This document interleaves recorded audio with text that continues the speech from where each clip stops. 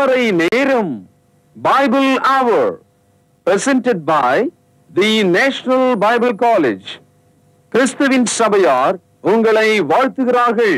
Welcome to Satellite Bible Classes. நான் உம்மை பற்றி ரட்சகா விண்வெட்கம் அடையேன், பேரன்பை கூறி தாண்டவா நான் சாட்சி கூறுவேன். சிலுவை அண்டையில் நம்பி வந்து நிற்கையில் பாவபாரம் நீங்கி வாழ்வடைந்தேன்.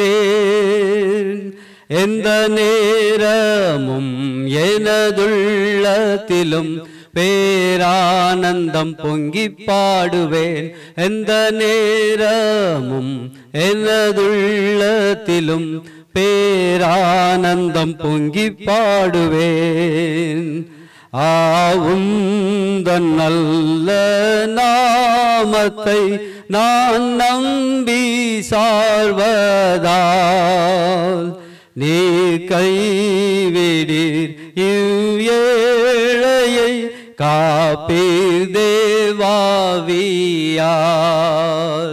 சிலுவை அண்டையில் நம்பி வந்து நிற்கையில் பாவபாரம் நீங்கி வாழ்வடைந்தேன். எந்த நேரமும் எனதுள்ளத்திலும் பேரானந்தம் பொங்கி பாடுவேன். எந்த நேரமும் எனதுள்ளத்திலும் பேரானந்தம் பொங்கி பாடுவேன்.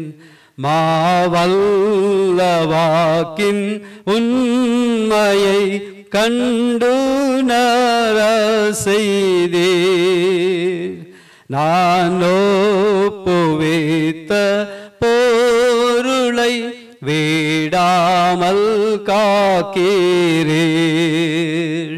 சிலுவை அண்டையில் நம்பி வந்து நிற்கையில் பாவபாரம் நீங்கி வாழ்வடைந்தேன். எந்த நேரமும் எனதுள்ளத்திலும் பேரானந்தம் பொங்கி பாடுவேன். எந்த நேரமும் எனதுள்ளத்திலும் பேரானந்தம் பொங்கி பாடுவேன். வாழ்த்துக்கள் திருமறை நேர உறவுகளே, ஆண்டவர் இயேசுவின் நாமத்தில் உங்களை அன்போடு கூட வான்வழி வேத வகுப்புக்கு வரவேற்கிறேன்.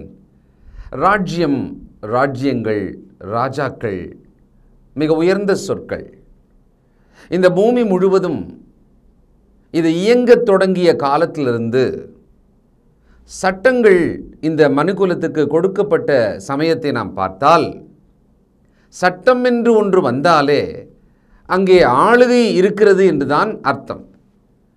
இதை தேவன் மனிதனுக்கு உணர்த்தும்படியாக ஏதேன் தோட்டத்தில் 2 பேர் இருந்த பொழுதே அவர்களுக்கு ஒரு சட்டத்தை கொடுத்தார். இந்த பூமியை அழிக்கப் போகிறோம் என்று தேவன் சொன்ன பொழுது காப்பாற்றப்பட வேண்டிய அந்த குடும்பத்தாருக்கு அவர்கள் வழியாக புதிய பூமியின் சந்ததி தொடங்க வேண்டும் என்பதனாலே அவர்களுக்கும் சட்டம் கொடுத்தார். ஒரு சின்ன தேசத்தை தெரிந்து கொண்டு இஸ்ரவேல் என்று பெயரிட்டு அவர்களை வழிநடத்தும் பட்சத்தில் அவர்களுக்கும் சட்டங்களை கொடுத்தார். புதிய உடன்படிக்கையின் கீழாக நம்மோடு உடன்படிக்கை செய்த தேவன் நமக்கும் புதிய ஜீவனுள்ள ஆவிக்குரிய சட்டங்களை கொடுத்திருக்கிறார். சட்டங்கள் எங்கே கொடுக்கப்படுகிறதோ அங்கே ஆளுகை இருக்கிறது என்பதை நாம் விளங்கிக் கொள்ளணும். இப்போ ஆதியாகமத்தின் ஆரம்ப பக்கங்களிலே தேவன் தமது ஆளுகையை எவ்விதமாக மனிதராகிய நமக்கு சொல்லிக் கொடுத்தார், வெளிப்படுத்தினார், அல்லது அதன் பகுதியை பங்கை கொடுத்தார் என்பதை நாம் பார்க்கலாம். அது ரொம்ப வியப்பான சத்தியம். ஆதியாகமம் 1 அதிகாரம் 26. பின்பு தேவன் நமது சாயலாகவும் நமது ரூபத்தின்படியேயும் மனுஷனை உண்டாக்குவோமாக, அவர்கள் சமுத்திரத்தின் மச்சங்களையும் ஆகாயத்து பறவைகளையும் மிருகஜீவன்களையும் பூமி அனைத்தையும் பூமியின் மேல் ஊறும் சகல பிராணிகளையும் ஆளக்கடவர்கள் என்றார். தேவன் மனிதனை படைத்த விசேஷம் ஒன்றல்ல, 2 அல்ல. இங்கே தமது சாயலாக தமது ரூபத்தின்படி மனிதனை படைத்தார். அடுத்தது அந்த மனிதனுக்கு இந்த பூமியிலே வானத்தின் பறவை முதலாக கடல்வாழ் ஜந்துக்கள் வரைக்கும் காட்டுவாழ் உயிரினங்கள் எல்லாவற்றின் மீதும் அதிகாரம் கொடுத்தாராம், ஆளுகையை கொடுத்தாராம். இப்போ இந்த அதிகாரம் அல்லது ஆளுகை என்பது ஒரு ராஜ்யம் தொடர்பான சொற்கள் தானே. அந்த ஆளுகை, த ரெய்னிங் அப்படின்றது ஒரு ஆளுகை தொடர்பானது தானே. இதை நாம் இந்த முதல் அதிகாரத்திலேயே பார்க்கிறோம். அப்போ தேவன் இந்த பூமியிலே தமது ஆளுகையை வெறுமனே அவர் மாத்திரம் வைத்து கொண்டிராமல் மனிதராகிய நம்மை அந்த படைத்த பொழுதே ஒரு விசேஷம் பார்த்தீங்களா, தமது சாயலாகவும் தமது ரூபத்தின்படியும் நம்மை படைத்தார். சிலர் கேட்பாங்க, மனுஷனை தேவன் தமது சாயலாக தமது ரூபத்தின்படி படைத்தார்னு சொல்கிறீங்களே, ஏன் மிருக ஜீவன்களை எல்லாம் அவர் விதவிதமாக அந்த மாதிரி ஒரு விசேஷத்தில் படைக்காமல் இருக்கும்போது மனுஷனை மாத்திரம் ஏன் ரொம்ப விசேஷமாக படைத்தார்? நோக்கம், தம்மை போல தம் பிள்ளைகளாகிய மனிதர்கள் இந்த பூமியை ஆளுகை செய்ய வேண்டும் என்பது அவருடைய நோக்கம். பல நோக்கங்களிலே அதுவும் ஒன்று நாம் புரிஞ்சிக்கலாம். இங்கே தொடர்ந்து சொல்கிறாரு 27, தேவன் தம்முடைய சாயலாக மனுஷனை சிருஷ்டித்தார், அவனை தேவ சாயலாகவே சிருஷ்டித்தார், ஆணும் பெண்ணுமாக அவர்களை சிருஷ்டித்தார். பின்பு தேவன் அவர்களை நோக்கி, நீங்கள் பலுகி பெருகி பூமியை நிரப்பி அதை கீழ்ப்படுத்தி சமுத்திரத்தின் மச்சங்களையும் ஆகாயத்து பறவைகளையும் பூமியின் மேல் நடமாடுகிற சகல ஜீவ ஜந்துக்களையும் ஆண்டு கொள்ளுங்கள் என்று சொல்லி தேவன் அவர்களை ஆசீர்வதித்தார். பலுகி பெருகி நிரப்புங்கள், அது ஒரு விஷயம். அதை மிருக ஜீவன்களுக்கும் சொன்னார். 22வது வசனத்தில் பாருங்க, தேவன் அவைகளை ஆசீர்வதித்து நீங்கள் பலுகி பெருகி சமுத்திர ஜலத்தை நிரப்புங்கள் என்றும் பறவைகள் பூமியில் பெருக கடவது என்றும் சொன்னார்.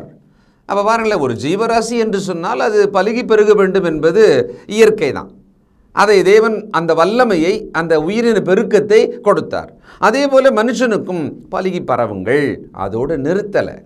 அதுக்கு மேலே என்ன சொன்னார்னா, சப்டியூ த ஹோல் எர்த். அந்த இடத்துல டொமினியன் அப்படின்ற ஒரு வார்த்தை ஆங்கிலத்தில், அதுக்கு இன்னொரு வார்த்தைனா சப்டியூ, கீழ்ப்படுத்தி அப்படின்றார். பார்த்தீங்களா, take control of the earthly things and living beings. இந்த பூமிக்குரிய விஷயங்களை எல்லாம் உங்கள் கட்டுப்பாட்டின் கீழாக கொண்டு வந்து விடுங்கள், அதை ஆளுகை செய்து கொள்ளுங்கள் அப்படின்றார்.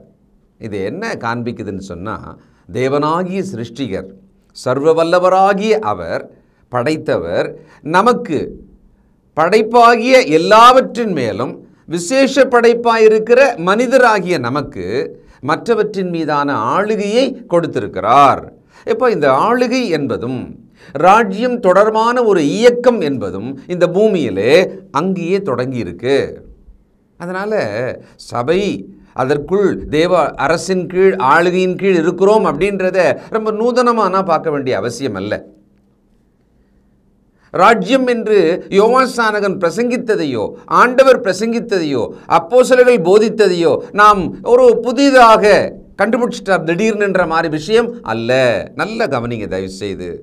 இது உங்கள் கண்களை, உங்கள் ஆத்துமாவை தெளிவிக்கும், பிரகாசிப்பிக்கும். உங்களுடைய கிறிஸ்தவ வாழ்க்கையின் ஓட்டத்தில் ஒரு புதிய உத்வேகத்தை உங்களுக்கு கொடுக்கும், மன தெளிவை கொடுக்கும். அந்த நம்பிக்கையில் இந்த கர்த்தருடைய வார்த்தையை உங்களுக்கு காண்பித்து கொண்டிருக்கிறேன். அப்போ இந்த டொமினியன் அல்லது கீழ்ப்படுத்தி அப்படின்ற இடத்துல எபிரிய சொல்லாக மம்லகா, எம்எல்கே அப்படின்னு ஷார்ட்டாக அதை சொல்லலாம். மம்லகா அப்படின்ற ஒரு எபிரிய வார்த்தை இருக்கிறது. அதனுடைய அர்த்தம் என்னவென்று சொன்னால், ஆண்டு கொள்ளுங்கள்.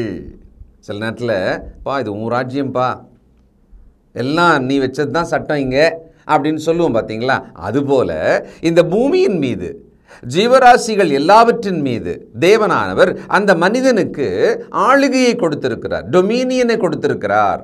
நீ இதை ஆண்டுகொள்.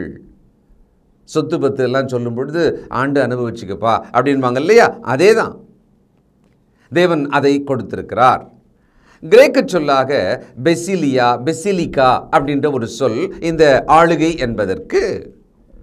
பிரியமானவர்களே, தேவன் நம் மீது எவ்வளவு அன்புள்ளவராக, மிகவும் கண்ணியமாக மேன்மையாக நம்மை இந்த பூமியிலே படைத்து நம்மை வாழ செய்யும் ஒரு திட்டத்தை கூட ஆரம்பத்திலேயே ஒரு ஆளுகையாக கொடுத்திருக்கார் பாருங்களேன்.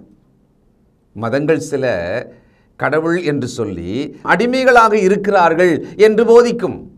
ஆனால் கிறிஸ்தவுக்குள்ள இந்த வேதத்தின் மார்க்கமானது ஜீவனுள்ள தேவனை தகப்பன் என்றும் மனுபுத்திரரை பிள்ளைகள் என்றும், இந்த பிள்ளைகளுக்கு ஒரு ஆளுகையை இந்த பூமியின் மேலே கொடுத்த தேவனாக நம்முடைய தேவன் இருக்கிறார். அவர் ஏக சக்கராதிபதி அப்படின்னு பார்த்தோம். ஆனால் நம்மை எல்லாம் ராஜாக்களும் ஆசாரியர்களும் ஆக்கி வைத்து அழகு பார்க்கும் தேவன். இதுதான் அவரோட திட்டம், அவரோட இன்டென்ஷன், நோக்கம் இதுதான். அப்போ அங்கே வார்த்தையை கவனிச்சிங்களா? கீழ்ப்படுத்தி, அடுத்தது ஆண்டு கொள்ளுங்கள், எல்லாவற்றையும் உங்கள் கையின் கீழாக வைத்து நீங்கள் ஆண்டு கொள்ளுங்கள். 29 பின்னும் தேவன், இதோ பூமியின் மேல் எங்கும் விதை தரும் சகலவித பூண்டுகளையும் விதை தரும் கனி மரங்களாகிய சகலவித விருட்சங்களையும் உங்களுக்கு கொடுத்தேன், அவைகள் உங்களுக்கு ஆகாரமாய் இருக்க கடவது. பூமியில் உள்ள சகல மிருகஜீவன்களுக்கும் ஆகாயத்தில் உள்ள சகல பறவைகளுக்கும் பூமியின் மேல் ஊறும் பிராணிகள் எல்லாவற்றுக்கும் பசுமையான சகல பூண்டுகளையும் ஆகாரமாக கொடுத்தேன் என்றார். அது அப்படியே ஆயிற்று.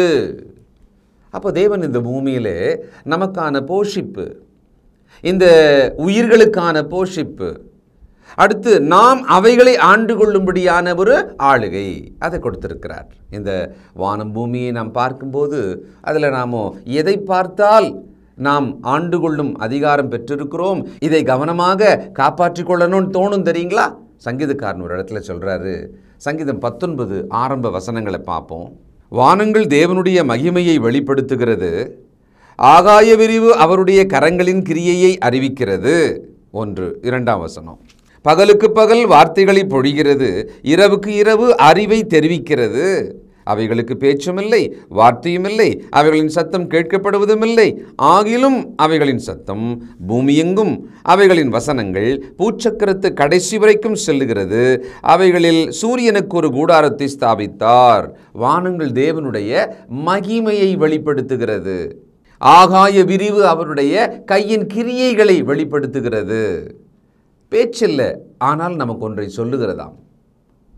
ரோமர் 1ஆம் அதிகாரம் 20ஆம் வசனத்தில் ஆவியானவர் பவுலை கொண்டு எழுதினார்.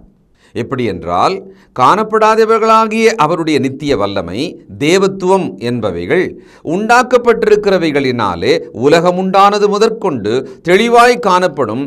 ஆதலால் அவர்கள் போக்குச் சொல்ல இடமில்லை. தேவத்துவம், தேவனுடைய தன்மை என்னது என்பதையும் அவருடைய வல்லமை என்னது என்பதையும் படைத்தவைகள் வழியாக அது என்ன வெளிப்படுத்துகிறதோ அதை கண்டு நாம் உணரலாம், புரிந்து கொள்ளலாம். கடவுள் இல்லை அப்படின்னு சொல்லிட்டு போக முடியாது. அப்படி சொல்கிறவங்க எதையுமே கவனிக்கலை, உணரலை, அவர்கள் மதியினத்துக்குள் அப்படி சொல்லுகிறார்கள் என்று தான் அர்த்தம். ஏன்னா வசனம் சொல்லுகிறது, கடவுள் இல்லை என்று சொல்பவன் முட்டாள், மதியினன். பிரியமானவர்களே, தேவன் தாம் இந்த அண்ட சராசரங்களை ஆள்பவராக இருந்து மனிதராகிய நம்மை அவர் சாயலில், அவர் ரூபத்தில், அவர் தன்மையில் நம்மை படைத்து விசேஷமாக மிருகஜீவன்களுக்கு இல்லாத உள்ளான மனுஷனாகிய ஆத்துமாவை நமக்குள் ஜீவாத்துமாவாக கொடுத்து ஆளுகையையும் தந்திருக்கிறார். அப்போ இந்த ஆளுகையை இந்த பூமியின் மீது செய்து கொண்டிருக்க வேண்டிய நாம் அதை ரொம்ப சரியா இல்லை பண்ணிட்டு இருக்கணும். அந்த மாதிரி ஒரு ஆளுகை இந்த பூமியின் மீது நமக்கு இருக்கிறதுன்ற மாதிரி நினைவில்லாமலே போய்விட்டோமே. இதை நாம் வசனத்திலிருந்து நினைவுபடுத்தி மீண்டும் அந்த ஆளுகைக்குள் இன்றைக்கு ஒரு கிறிஸ்தவனாக நான் எப்படி இருக்கணும், என்னுடைய வாழ்க்கை எப்படி இருக்கணுன்றதை நாம் தொடர்ந்து கற்றுக்கொள்வோம். இன்னொரு ஆச்சரியமான விஷயம், ஆதியாகமம் 1ஆம் அதிகாரம் 16 ஒரு வார்த்தை வரும் பாருங்க. தேவன் பகலை ஆள பெரிய சுடரும் இரவை ஆள சிறிய சுடருமாகிய 2 மகத்தான சுடர்களையும் நட்சத்திரங்களையும் உண்டாக்கினார். 18 பகலையும் இரவையும் ஆளவும் வெளிச்சத்துக்கும் இருளுக்கும் வித்தியாசம் உண்டாக்கவும் தேவன் அவைகளை வானம் என்கிற ஆகாய விரிவிலே வைத்தார். தேவன் அது நல்லது என்று கண்டார். ஆளுகை செய்வது, முற்றிலும் தன்னுடைய கதிர்வீச்சுகளை பரப்பி தேவன் அனுமதித்த அந்த எல்லை வரைக்கும் தன்னுடைய ஒளியினாலும் வெப்பத்தாலும் நன்மைகளாலும் அந்த கிரியையை, அந்த செயல்பாட்டை அந்த சூரிய சந்திரன்கள் நட்சத்திரங்கள் இவைகள் செய்யணும். அதை ஆளுகை. அதே போல மனுஷராகிய நாம் இந்த ஒட்டுமொத்த பூமியிலே நாம் வாழ்வதற்காக அதை ஆண்டு கொண்டு அதை அனுபவிக்கும்படியாக வச்சுக்கணும். சமீப காலங்களிலே பூமி வெப்பமயமாதல், காற்று மாசு, ஒலி மாசு, இன்னும் பலவிதமாக தண்ணீர் மாசுகள், மனுஷன் இந்த பூமியை அடுத்த தலைமுறை தன் சொந்த பிள்ளைகளே வாழ்வதற்கு தகுதியற்றதாக மாற்றிக்கொண்டிருக்கிறான் என்று உலகெங்கும் ஓங்கிய குரல் தேசங்களிலே ஒலித்து கொண்டிருக்கிறது. இளம் பிள்ளைகள் சத்தமாக சொல்லி கொண்டிருக்கிறார்கள், அதை கதறுகிறார்கள் என்று கூட நம்ம சொல்லலாம். ஏன்னா இந்த உலகம் இவ்வளவு மோசமாகி கொண்டிருக்கிறதே. நம்முடைய சுகபோகத்துக்காக இந்த உலகத்தை நாம் கெடுத்து கொண்டிருக்கிறோம், இந்த பூமியை நாம் கெடுத்து கொண்டிருக்கிறோம். அது ஒரு நல்ல வாழ்வாதாரமாக வாழ்விடமாக இல்லாதபடிக்கு கெடுக்கிறோம். இன்னைக்கு சுகம் வேணும், அவ்வளோதான். நாளைக்கு எனக்கு தெரியாது. நான் சுகமாக இருக்கணும், என் பிள்ளைக்கு கூட எப்படி இருக்குமோ அதை பற்றி நான் என்ன பண்ண முடியும்? நான் ஒருத்தர் சரியாக இருந்தால் எல்லாம் சரியாயிடுமா? இப்படியே ஒவ்வொருத்தரும் சொல்லி இந்த பூமியின் ஆளுகையிலே நாம் சரியாக இன்னைய வரைக்கும் நடக்கலை. இந்த ஆளுகை, டொமினியன் அப்படின்ற ஒரு சொல் அதனுடைய வேர் சொல்லோடு சேர்த்து இந்த வேத புத்தகத்தில், எபிரேய புத்தகத்தில் 3150 முறைக்கும் மேலே வந்திருக்கிறது. அப்போ தேவன் இந்த பூமியிலே மனுஷராகி நம்மை படைத்து நமக்கான ஆளுகையை கொடுத்திருக்கிறார் என்பதில் நாம் தேவ ஆளுகைக்கு உட்பட்டு அதை செய்ய வேண்டும் என்பதை நினைவில் வச்சுக்கணும். நேபுகாத்நேச்சாரோட அறிக்கையை நாம் கேட்ட ஞாபகம் இருக்கா? நாம் அதை எப்பவுமே நினைவில் வச்சுக்கணும். நாம் தேவ ஆளுகையின் கீழாக அவர் அனுமதியில் அவர் அளித்த அதிகாரத்தை கொண்டு இந்த பூமியை ஆண்டு கொண்டிருக்கிறோம். நீங்கள் அதை அனுபவிங்க, அதில் மகிழ்ச்சியாக இருங்க. இதானே ஏதேன் தோட்டத்தில் ஆதாமை படைத்து ஆதாமை அந்த தோட்டத்தில் இருக்கணும் போது அங்கே ஒரு வேலை கொடுத்தாரே. 2ஆம் அதிகாரம் ஆதியாகமும் 15வது வசனம், தேவனாகிய கர்த்தர் மனுஷனை ஏதேன் தோட்டத்தில் அழைத்து கொண்டு வந்து அதை பண்படுத்தவும் காக்கவும் வைத்தார். இந்த வேலை செய்தாதான் நாம் இந்த பூமியை நாம் வாழ்வதற்காக ஆளுகை செய்கிறோம் என்று அர்த்தம். இது ரெண்டையும் ஞாபகம் வச்சுக்கணும், பண்படுத்தவும் அதை காக்கவும். இன்னைக்கு பண்படுத்துவதிலே பாவம் செய்கிறோம், காத்து கொள்வதிலே நாம் தவறு செய்கிறோம். அதனால் இந்த தலைமுறையோட நம்மக்கிட்ட இப்போ வந்த பூமியே ரொம்ப கெட்டு போயிருக்கு. அது சமீப காலங்களில் 2-3 தசாப்தங்களாக அவைகள் மிக மோசமாக கெட்டுவிட்டது. நாம் கேள்விப்படாத அசுத்தங்களை எல்லாம் காற்று, தண்ணீர், உணவிலே இவ்வளவு இருக்குன்றதை நம்ம கேள்விப்பட்டுட்டே இருக்கோம். ஒரு நல்ல ஆகாரத்தை, இயற்கையாக தேவன் அளித்த ஒரு நல்ல உண்மையான சுத்த ஆகாரத்தை நாம் உலகத்தில் ரொம்ப அரிதாக வைரம் போல தேடி தான் கண்டுபிடிக்கணும் போல இருக்கு. மனிதன் தனக்கு கொடுக்கப்பட்ட ஆளுகையில் தவறு செய்கிறான். இப்போ தேவனோட ஆளுகையானது எப்படி இருக்கும்?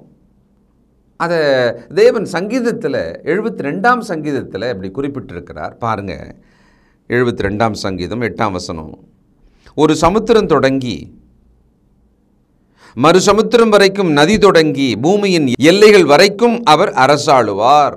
இது சாலமோனை பற்றிய ஒரு சங்கீதம். ராஜாவாகிய ஒரு சாலமோன், அவருடைய ஆளுகை அப்படின்றத பற்றி பார்க்குறோமா? அப்படியே 12லேருந்து கவனிப்போம். நல்லா கவனிங்க. கூப்பிடுகிற எளியவனையும் உதவியற்ற சிறுமையானவனையும் அவர் விடுவிப்பார். பலவீனனுக்கும் எளியவனுக்கும் அவர் இறங்கி எளியவர்களின் ஆத்துமாக்களை ரட்சிப்பார். அவர்கள் ஆத்துமாக்களை வஞ்சகத்திற்கும் கொடுமைக்கும் தப்புவிப்பார். அவருடைய இரத்தம் அவருடைய பார்வைக்கு அருமையாயிருக்கும். அதாவது ஒரு ராஜா, ஒரு நல்ல ராஜா ஒரு ஆளுகையை எல்லா எல்லைகளுக்குள்ளும் இருக்கிற மனிதரை ஆண்டு கொண்டால் அது எப்படி ஆளுகை செய்வாராம்?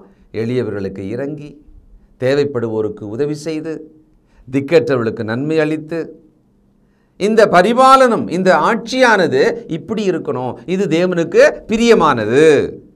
இப்போ தேவனுக்கு பிரியம் இல்லாததுன்னா எப்படி இருக்கும்? எசேக்கியேல் 34ஆம் அதிகாரம் 4ஆம் வசனம், நீங்கள் பலவீனமானவைகளை பலப்படுத்தாமலும் நசல் கொண்டவைகளை குணமாக்காமலும் எலும்பு முறிந்தவைகளை காயங்கட்டாமலும் துரத்துண்டவைகளை திருப்பி கொண்டு வராமலும் காணாமற் போனவைகளை தேடாமலும் போய் பலாத்காரமும் கடூரமாய் அவைகளை ஆண்டீர்கள். எப்படி ஆண்டாங்களாம்? எவ்வளோ கொடுமையாக இருக்குது பார்த்தீங்களா? இன்றைய உலகத்தை கொஞ்சம் அப்படி சுற்றி பார்த்தோம்னா தேசங்களின் ஆளுகை செய்பவர்கள் பல முறை இப்படி தான் நடக்கிறாங்க. போர் செய்கிறாங்க, போரிலே கொல்றாங்க, பச்சிளம் குழந்தைகளை சாகடிக்கிறாங்க. கொடூரமாக அவர்கள் நடப்பதை, அவருடைய ஆட்சியை நாம் பார்த்து கொண்டிருக்கிறோம். ஒரு முழு இனத்தை வேரோடு அப்படியே அழிக்கிறாங்க. கருவிலேயே சிசுக்களை கொல்றாங்க. விஷவாயினாலே அப்படியே ஆயிரக்கணக்கான பேரை சாகடிக்கிறாங்க. கொத்து கொத்தாக குழி தோண்டி புதைக்கிறாங்க. இதெல்லாமே மனிதனோட அவலமான ஆட்சியை காண்பிக்கிறது. இந்த பூமியிலே மனிதராகிய நம்மை தேவன் ஆளுகை செய்யும்படியாக வைத்திருக்கிறார். அது நாம் அனுபவிக்கவும் வரும் தலைமுறை அனுபவிக்கவும் ஏற்றதாக பண்படுத்தி காக்கும் ஒரு ஆளுகையாக இருக்கணும். சாலமோன் ராஜாவை பற்றி தானே நம்ம 72ஆம் சங்கீதத்தில் பார்த்தோம்.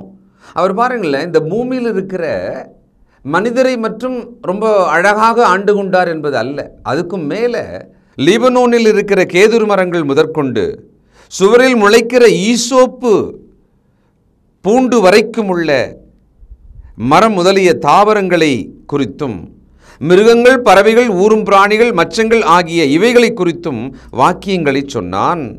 சாலமோனின் ஞானத்தை குறித்து கேள்விப்பட்ட பூமியின் சகல ராஜாக்களிடமிருந்து நானாஜாதியான ஜனங்களும் அவனுடைய ஞானத்தை கேட்கிறதற்கு வந்தார்கள். பாருங்களேன், புல் பூண்டிலிருந்து மரங்கள் இவைகளை குறித்த வாக்கியங்கள் என்ன? அது இப்படிப்பட்டது, அதை இவ்விதமாக காக்க வேண்டும், பராமரிக்க வேண்டும், இன்ன பயன்பாடு அதிலே இருக்கும். இப்போ நம்ம ஊரில் கூட பாருங்களேன், சித்தர்கள் என்று சொல்லி அவர்கள் எழுதி வைத்ததாக சித்த வைத்தியம்னு ஒன்று இருக்கு இல்லையா? அவங்க பல ஆயிரம் செடி கொடி புல் பூண்டுகளிலிருந்து இன்னென்ன வியாதிக்கு இந்த வைத்தியத்தை இதை கொண்டு செய்யலாம் என்று சொல்லி வச்சுருக்காங்க. ஆயுர்வேதம் இவைகள் எல்லாம். அப்போ பாருங்களேன், அதையெல்லாம் காப்பாற்றி இருக்கணும். நம்ம வாழும் பகுதிகளில் சில நல்ல வீட்டு வைத்தியத்துக்கான மூலிகைகள் முன்னெல்லாம் ரொம்ப சுலபமாக கிடைக்கும். இப்போ ரொம்ப கஷ்டமாக இருக்குது. அதெல்லாம் ஒரு பெரிய கம்பெனிக்காரன் பவுடர் பண்ணி பாக்கெட்டில் வச்சு அதை 100 ரூபாய்க்கு விற்கிறான். நம்ம அப்படி நடந்து போயிட்டு பறிச்சுட்டு வந்துடுவோம். குப்பை மேனி இலை, கீழா நெல்லி இலை, அதெல்லாம் ரொம்ப சகஜமாக இருக்கும் நம்ம வீட்டில். அருகம்புல், இப்போ அதெல்லாம் இல்லை. நாம் இந்த பூமியை பண்படுத்தி காக்காமல், ஏன்னா அதான நம்முடைய ஆளுகை, அதை விட்டுட்டோம் நம்ம. அப்போது ராஜ்யம் என்பதும் ஆளுகை என்பதும் மனிதனுடைய வாழ்க்கையில் ஆரம்பத்திலிருந்து அவர்கள் ஒருத்தராக இருக்கும் பொழுது, 2 பேராக இருக்கும் பொழுது தேவன் அதை சொல்லி கொடுத்தார். தேவன் தாம் தெரிந்து கொண்ட இஸ்ரவேல் மக்கள் தேவ சித்தத்தை நிறைவேற்றாமல், அதை நினைவில் வச்சுக்காம, அதை கொண்டு தங்கள் வாழ்க்கையை சரியாக நடத்தாமல், அப்படின்னா என்ன, அவர்கள் எப்படி ஆண்டு கொள்ள வேண்டுமோ அப்படி செய்யாமல் இருக்கிறாங்க. அப்போ தேவன் அவர்களை பார்த்து சொல்கிறாரு, அப்படிலாம் நீங்கள் நடந்தீங்கன்னா இப்படி நடந்துடும், உங்களுக்கு இப்படி ஆயிடும் அப்படின்றார். ஒரு எச்சரிக்கை கொடுக்குறார். ஓசியாவின் புத்தகம் 4ஆம் அதிகாரம் 1 முதல். இஸ்ரவேல் புத்திரரே, கர்த்தருடைய வார்த்தையை கேளுங்கள். தேசத்து குடிகளோடே கர்த்தருக்கு வழக்கு இருக்கிறது. அதென்னென்றால், தேசத்திலே உண்மையும் இல்லை, இரக்கமும் இல்லை, தேவனை பற்றி அறிவும் இல்லை. பொய்யானையிட்டு பொய் சொல்லி கொலை செய்து திருடி விபச்சாரம் பண்ணி மிஞ்சி மிஞ்சி போகிறார்கள். இரத்தப்பழிகளோடைய இரத்தப்பழிகள் சேருகிறது. இது நிமித்தம் தேசம் புலம்பும். அதில் குடியிருக்கிற அனைவரோடும் கூட மிருக ஜீவன்களும் ஆகாயத்து பறவைகளும் தொய்ந்து போகும். கடலின் மச்சங்களும் வாரிக்கொள்ளப்படும். இப்போ பலவிதமான காய்ச்சல்கள், பலவிதமான வைரஸ்கள் எல்லாமே மனிதன் பொய்யனும் ஊழல் நிறைந்தவனும் சுய லாபத்தை மட்டுமே நினைத்து பிறர் நலத்தை நினைக்காதவனுமாக ஆட்சி செய்பவர்கள் இருக்கிறாங்க, மாறிட்டாங்க. இப்போ அவர்கள் அணியும் உடை கோடிக்கணக்கானது. இன்றைக்கி உலகமெங்கும், நம்ம நாட்டை சொல்கிறதா நினச்சிக்காதீங்க, உலகமெங்கும் அப்படிதான். எல்லாரும் நித்தியமாக அவர்களே ஆளுகை செய்ய வேண்டும் என்று நினைத்து தங்கள் ஆட்சியை நடத்துகிறாங்க. அந்த தேசத்துக்கு தங்களை ஒரு கடவுளை போல மாற்றிக்கொள்கிறாங்க. பண்படுத்தி காப்பாற்றுகிற ஆளுகையை மனுஷன் விட்டுட்டான். அப்போ இந்த ஆளுகையை மனிதன் மறந்து அதை விட்டதுனால தேவன் அதை மீண்டும் மீண்டும் அவனுக்கு சொல்லிக் கொடுக்கிறபடி தான் இந்த வேதம் முழுவதும் அவர் மனிதனோடு இடைப்படுகிறார், பேசினார், வெளிப்படுத்தினார். இதை தான் நாம் வேதத்தின் பல வகையாக, பல சம்பவங்கள் வழியாக வரலாற்றை திரும்பி பார்க்க போகிறோம்.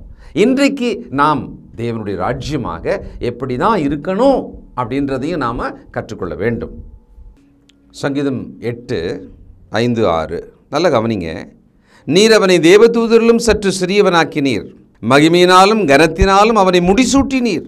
உம்முடைய கரத்தின் கிரியைகளின் மேல் நீர் அவனுக்கு ஆளுகை தந்து சகலத்தையும் அவனுடைய பாதங்களுக்கு கீழ்ப்படுத்தினீர். மனிதனுக்கு தேவன் கொடுத்த ஆளுகையை பற்றிய ஒரு அருமையான சத்தியம். எவ்வளோ ஆச்சரியமாக இருக்கு இல்லையா? தேவதூதரிலும் சற்று சிறியவர்கள், ஆனால் இந்த பூமியின் மீது இருக்கும் எல்லாவற்றின் மேலும் முடிசூட்டப்பட்ட ராஜாக்களாக ஆளுகை செய்பவர்கள். இப்படி ஆளுகை செய்து வாழ வேண்டிய நாம் கிறிஸ்துவுக்குள் இந்த மாதிரியான ஒரு ஆளுகையின் கீழாக எப்படிப்பட்டவர்களாக நாம் யாராக நடக்க வேண்டும்? இதை தேவன் ரொம்ப அழகாக நமக்கு வெளிப்படுத்தியிருக்கிறார். தொடர்ந்து படிப்போம், ஜெபம் செய்வோம். பரலோகத்திலே வாசமாக இருக்கிற எங்கள் நல்ல பிதாவே, நித்தியானந்தமுள்ள ஏக சக்கராதிபதியும் எங்கள் ஆண்டவரும் எங்கள் இரட்சகருமாகிய இயேசு கிறிஸ்துவை எங்களுக்கு ராஜாவாக அளித்தவரும், எங்களை இந்த பூமியிலே ராஜாக்களும் ஆசாரியர்களும் ஆக்கினவரும் ஆகிய எங்கள் தகப்பனே, நன்றியோடு துதிக்கிறோம். இந்த சத்தியத்தை எல்லாம் கிரகித்து உணர்ந்து விசுவாசித்து அதை அனுபவிக்கத்தக்கதாக எங்களுக்கு மனக்கண்களை பிரகாசமாக்கி உணர்வுள்ள இருதயத்தை தந்து அறிவையும் புத்தியையும் தெளிவாக்கும்படி எங்களை தாழ்த்துகிறோம் தகப்பனே. இதை ஆவலோடு கேட்கிற உம்முடைய பிள்ளைகள் ஒவ்வொருவரையும் விசேஷமாக ஆசீர்வதியும். இவைகளை கற்றுக்கொண்டு இதை விசுவாசித்து வாழ்க்கையாக்கும்படியாக தொடர்ந்து எங்களுக்கு உதவி செய்யும், எங்களை நடத்தும், எங்களை காத்துக்கொள்ளும்.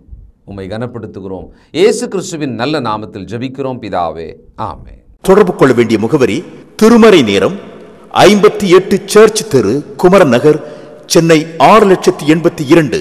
செல்போன் 9385500882. கர்த்தாவே, தேவர்களில் உமக்குப்பானவர் யார்? வானத்திலும் பூமியிலும் உமக்குப்பானவர் யார்?